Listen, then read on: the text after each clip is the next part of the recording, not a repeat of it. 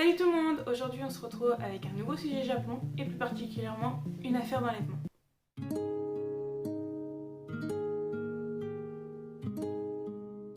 Mais dans cette histoire, ce qui va le plus vous énerver, c'est pas l'affaire en elle-même, c'est plutôt la réaction qu'a la police japonaise. Ce cas va plus particulièrement parler de la petite Yukari Yokoyama.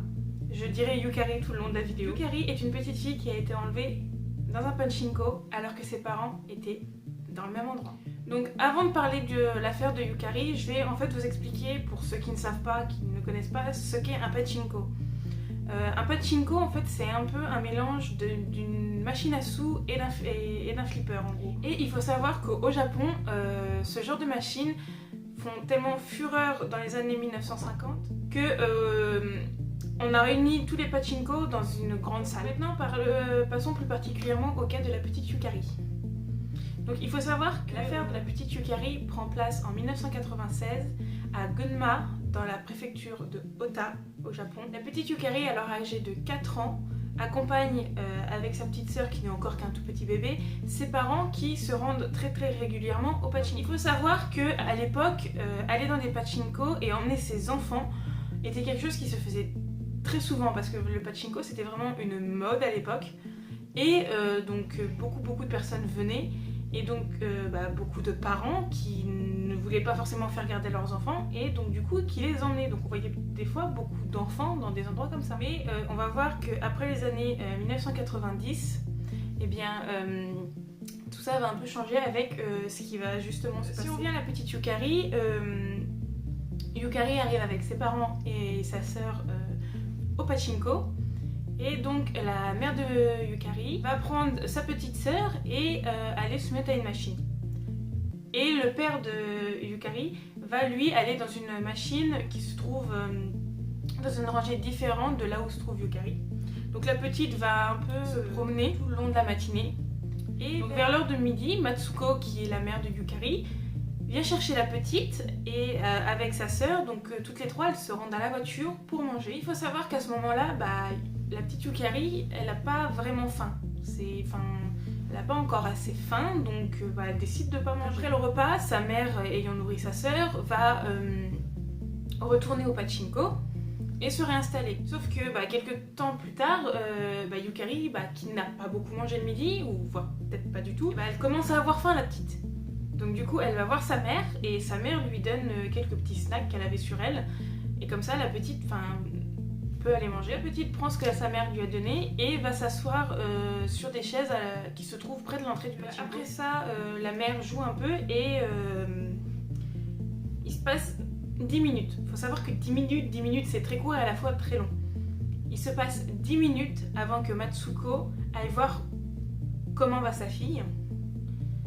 Mais quand elle arrive à l'endroit où Yukari est censée manger, la seule chose qu'elle retrouve c'est une place vide et donc le jus de fruits et l'onigiri qu'elle avait passé à sa fille sur la table. Mais aucune trace de Yukari. Donc Matsuko elle commence à paniquer, elle commence à chercher sa fille partout, elle regarde partout, sachant que dans ces endroits-là il y a beaucoup de monde, mais aucune trace de sa fille.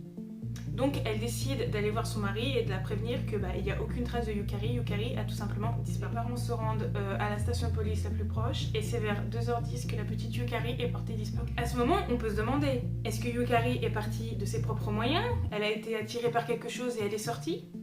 Ou est-ce que quelqu'un est venu la chercher et l'a kidnappée? La police lance des recherches et au bout de 2 jours de recherche, ils trouvent un témoin qui dit avoir vu petite fille correspondant à la description de Yukari marcher dehors et monter dans une voiture blanche. D'autres personnes rapporteront des faits similaires, donc ce qui prouve bien que Yukari était bien à l'extérieur. Donc certaines personnes du pachinko qui ont été interrogées disent avoir vu Yukari à l'intérieur du pachinko, avoir vu cette petite fille assise dans un coin, mais personne ne dit avoir vu quelqu'un de suspect autour d'elle, parce que c'est compréhensible, les gens qui viennent ici viennent pour jouer, leur attention est attirée, donc toute leur attention est vouée à la machine et c'est vrai qu'ils vont pas faire attention à tous les enfants qui sont auprès d'eux. Mais un gros rebondissement a lieu dans l'affaire quand les policiers décident de visionner les caméras de vidéosurveillance. À 1h27 de l'après-midi, on voit un homme d'à peu près 1m58 avec des lunettes de soleil, des sandales et un chapeau rentrer à l'intérieur du pachinko. Il se dirige vers les toilettes et en ressort 3 minutes plus tard. À 1h33, quand Yukari revient s'asseoir à sa place après avoir récupéré les snacks auprès de sa mère, l'homme s'installe auprès d'elle et commence à entamer une discussion, tout en fumant une cigarette. Pendant cette discussion, on peut remarquer que l'homme montre plusieurs fois à Yukari la porte de la sortie du pachinko du doigt. Mais comme c'est des caméras de vidéosurveillance, on voit ce qui se passe, on n'entend pas ce qui se passe. L'homme repart à 1h42, là, discuter avec Yukari un très court laps de temps, mais à 1h42, l'homme sort. À ce moment-là, Yukari va voir sa mère et lui parle d'un certain oncle avec qui elle aurait discuté. Mais la mère, trop absorbée par son jeu, ne va même pas porter un peu d'importance à sa fille et va continuer à jouer comme si elle n'était pas là. Donc c'est comme ça que la petite Yukari rebrousse chemin et qu'on la voit prendre la porte du pachinko et sortir à l'extérieur. Malheureusement, ce sera les dernières images qu'on a de la petite fille. Comme je vous ai dit, on a une vidéo de surveillance montrant vraiment l'homme des pieds à la tête.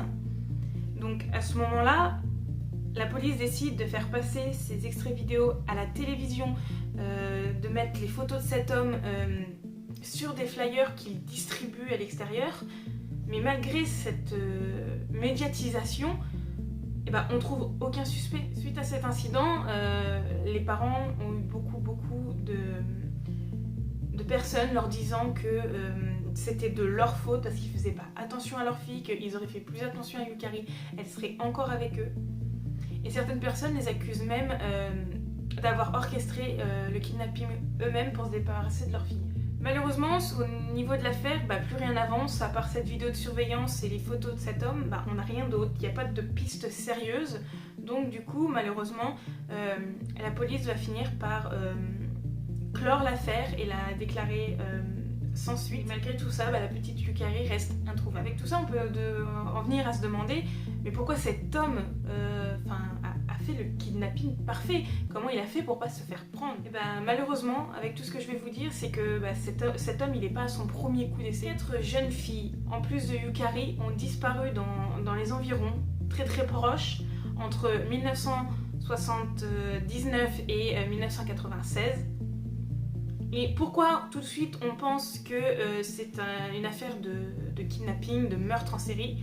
C'est parce que 3 des petites filles vont être enlevées dans un pachinko, 3 vont être retrouvées auprès d'une rivière, dont 2 auprès de la même rivière, que tous les kidnappings et les enlèvements ont eu lieu en fin de semaine, donc vendredi, samedi, dimanche, ou pendant les vacances, et que les petites filles ont toutes entre 4 et 8 ans. Un autre point commun, c'est que toutes ces enquêtes en fait vont être classées comme sans suite, malgré qu'on ait retrouvé certains corps, que de l'ADN a été prélevé.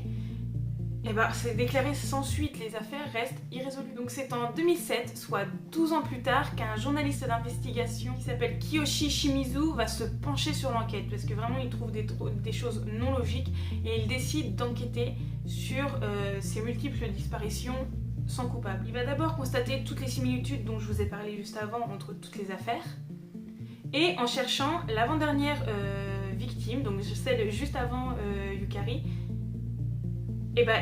il se rend compte qu'en fait, ils ont trouvé un coupable. Il y a un coupable qui a été arrêté, il s'appelle Toshikazu Sugaya. Et selon les aveux de cet homme, il a été inculpé pour 2 des meurtres qui ont été déclarés lors de ces enquêtes. Donc, Shimizu va enquêter, va chercher la moindre petite faille, et avec tout ce qu'il va récolter, en fait, il va trouver que Sugaya est en fait innocent. Shimizu, grâce à ses nombreux contacts, va réussir à refaire faire un test ADN à Sugaya. Et, à la stupéfaction de tout le monde, les traces ADN de Sugaya et celles retrouvées sur la petite Mami Matsuda, l'avant-dernière fillette et qui a été retrouvée morte, ne correspondent pas du tout. C'est un gros choc pour tout le monde parce qu'à l'époque, quand Sugaya fait le test ADN, la police dit que les ADN correspondent, et donc c'est une des preuves qui fait que Sugaya est arrêté. Donc je fais une petite parenthèse parce que pourquoi en fait une si grosse erreur? Parce que il faut se dire qu'en 1960, dans les années 1970, les tests ADN sont les tout premiers, c'est une toute nouvelle technologie qui arrive, Et donc du coup les techniques de test ADN sont très très vastes et floues, ce qui fait que il pouvait y avoir des erreurs où certaines personnes pouvaient matcher avec plusieurs ADN. Quand Shimizu refait faire les tests ADN à Sugaya, en 2007, les techniques sont pas du tout les mêmes, elles sont beaucoup plus pointues, donc du coup les ADN sont beaucoup plus précis. Et donc on a réussi à montrer que l'ADN de Sugaya et celui à retrouver sur le corps de la petite Matsuda ne sont pas du tout les mêmes. Donc Shimizu, quand il se rend compte que l'ADN n'est pas bon, il va aussi se pencher sur l'autre preuve qui a fait inculper Sugaya, qui sont ses aveux. Mais en cherchant, en fait, Shimizu se rend compte que Sugaya a avoué être le coupable des meurtres après 13 heures d'interrogatoire. En fait, c'est un mouvement totalement désespéré de Sugaya de se dire coupable. Il n'en pouvait plus, en fait, il était à bout moralement. Surtout que quand Shimizu regarde, tout le long de la procédure et du procès, Sugaya en fait va tout le temps se décrire comme innocent. Il ne dira jamais lors du jugement qu'il est coupable. Il clamera toujours son innocence. Donc avec toutes ces preuves, Shimizu en fait décide de monter tout le dossier aux plus hautes instances judiciaires.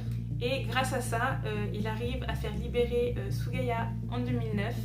Et lors du procès qui a suivi l'année suivante, donc en 2010, Sugaya est déclaré non coupable. Mais alors à ce niveau-là, comme Sugaya a été libéré, on peut se demander mais où est le vrai coupable? Shimizu qui a fait libérer Sugaya, sans que sa tâche n'est pas finie, il se dit qu'il peut pas s'arrêter en si bon chemin, il peut pas s'arrêter ici et que maintenant qu'il est là, en fait, il faut qu'il trouve le coupable de toute cette histoire. Il va donc dans les semaines et les mois qui suivent se mettre à chercher des témoins, des témoignages pour faire le portrait le plus propre et le plus net possible pour pouvoir trouver cet homme.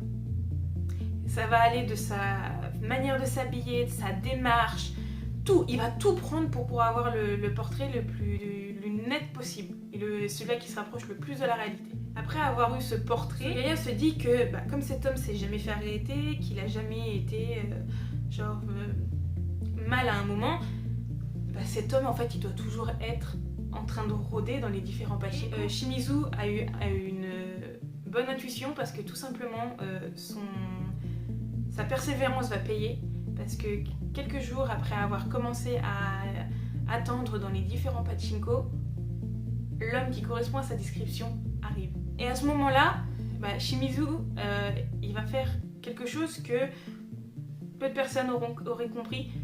Il va pas appeler la police, il va attendre que l'homme reparte et il va se mettre en filature pour aller jusqu'à chez lui. Je veux dire que Shimizu c'est pas du tout un policier, Shimizu c'est un journaliste, lui il est là, normalement il écrit des articles, c'est un journaliste d'investigation, mais c'est pas du tout dans ses habitudes, là il a plus un rôle d'enquêteur, de policier que de journaliste, donc il panique, c'est pas qu'il panique mais il stresse un peu parce que c'est des choses que d'habitude il ne fait pas.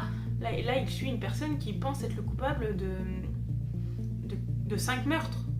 5 meurtres parce que certaines filles n'ont pas été retrouvées, certains corps n'ont pas été retrouvés, donc on suppose, mais on n'a pas les preuves, mais en tout cas il est responsable de 5 kidnappings. Mais Shimizu, quand il voit où il habite, et d'ailleurs il remarque que l'endroit où l'homme habite n'est en fait pas si loin des différents pachinko, donc l'homme habite vraiment près du lieu où il faisait ses affaires. C'est horrible. Et donc Shimizu va pas s'arrêter ici parce qu'après avoir attendu un petit moment que l'homme soit rentré chez lui, il va aller frapper. Il va confronter cet homme. Mais il va pas tout de suite lui dire non mais vous êtes le coupable, tout ça. Shimizu va frapper et l'homme va lui ouvrir. Shimizu, récupérant en fait ses réflexes de journaliste, va tout de suite commencer à lui poser des questions. Il va lui poser des questions pour savoir si il va souvent dans les pachinko. Et l'homme lui répond que oui, il va de temps en temps dans les pachinko. Et Shimizu va lui demander alors s'il est au courant de ce qui s'est passé il y a quelques décennies. Et l'homme va lui répondre que il fréquente les pachinko, mais les histoires qui tournent autour, ça l'intéresse pas autant que ça. Donc Shimizu ne va pas chercher plus loin et va remercier l'homme d'avoir répondu gentiment à ses questions et va repartir. Shimizu repart heureux. Vous allez me dire pourquoi il repart heureux, parce que ok, il pense que c'est lui, il est presque sûr que c'est lui, mais il a rien pour l'arrêter parce qu'une discussion ça ne ne constitue pas une preuve en elle-même. Il faut savoir que Shimizu en fait est loin d'être idiot. Durant la discussion qu'il a eue avec cet homme, Shimizu a réussi à avoir un peu d'ADN. Je ne sais pas s'il a réussi à avoir un cheveu, s'il a réussi à avoir quelque chose, mais il réussit à avoir un morceau d'ADN de l'homme et du coup, grâce à ça, il se dépêche d'aller faire analyser l'échantillon et là, bingo. Shimizu a trouvé le coupable de cette histoire. Les deux ADN matchent parfaitement. Il a le coupable, il a trouvé le coupable de cette histoire. Et là, on va rentrer dans la partie qui, je pense, tout comme moi, va vous foutre en rogne, va vous énerver, parce que Shimizu, ça y est, il a toutes les preuves, il a tout le dossier, il récupère tout le dossier, toutes les preuves, les résultats du test ADN, tout, et il se dirige vers la police. Arrivé là-bas, il leur explique tout, la filature, la discussion, les tests ADN, tout. Il a tout, les policiers ont tout le dossier, en fait, ils auraient juste à aller arrêter cet homme. La police ne fera rien. Elle ne bougera même pas un seul petit doigt et fera comme si Shimizu n'était jamais venu avec ce dossier. Vous allez me dire que... pourquoi la police aurait fait ça? Pour leur image. Par rapport à la population, la police avait accepté le dossier de Shimizu. Ça serait l'équivalent d'accepter et de montrer au public que d'un, ils avaient mal fait leur travail et de deux, qu'ils avaient laissé un criminel en liberté alors qu'un innocent était en prison. Et ça nuirait totalement à l'image de la police. L'histoire se conclut là. Malheureusement, on n'a pas plus d'informations et il n'y en a pas en fait, de toute façon.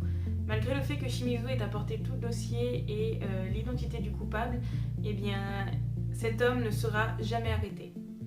Encore aujourd'hui, cet homme est vivant, il vit en liberté. Le corps de la petite Yukari n'a jamais été retrouvé. Donc beaucoup ont dans l'espoir que la petite soit encore vivante aujourd'hui, libérée, vivant ailleurs, je sais pas. Mais en tout cas, si Yukari serait encore vivante aujourd'hui, elle aurait 30 ans. Preuve que l'histoire date quand même, parce que la petite a été enlevée à 4 ans. Et maintenant, elle en a 30. Alors, est-ce que cet homme l'a gardée avec lui et lui a retourné le cerveau, lui a dit que... des choses qui n'étaient pas vraies, parce que à 4 ans, on est très très très innocent. Et on peut nous faire croire tout et n'importe quoi. C'est une triste fin pour cette histoire. On ne saura jamais si la petite Yukari est vivante ou non. Mais en tout cas, j'espère que cette vidéo vous aura plu. N'hésitez pas à me donner votre avis en commentaire sur cette histoire. Si vous pensez ou non que la petite Yukari est vivante. Et petit point avant de vous laisser, comme dans une des précédentes vidéos, je vais vous le rappeler un peu, genre à chaque fin de vidéo, pour le jour de l'an, je voudrais vous faire une FAQ, parce que la sortie de la vidéo tombe le jour de l'an pile, et donc du coup, je me suis dit que ça serait sympa de faire une petite vidéo légère, donc en répondant à vos questions. Donc n'hésitez pas à me poser vos questions par rapport aux vidéos, la chaîne, même moi, des questions personnelles. Je récolterai toutes les réponses sous les vidéos ou encore sur mes réseaux sociaux, donc qui sont en description. Bonne journée, bonne soirée en fonction à l'heure où vous regardez cette vidéo et surtout, prenez soin de vous.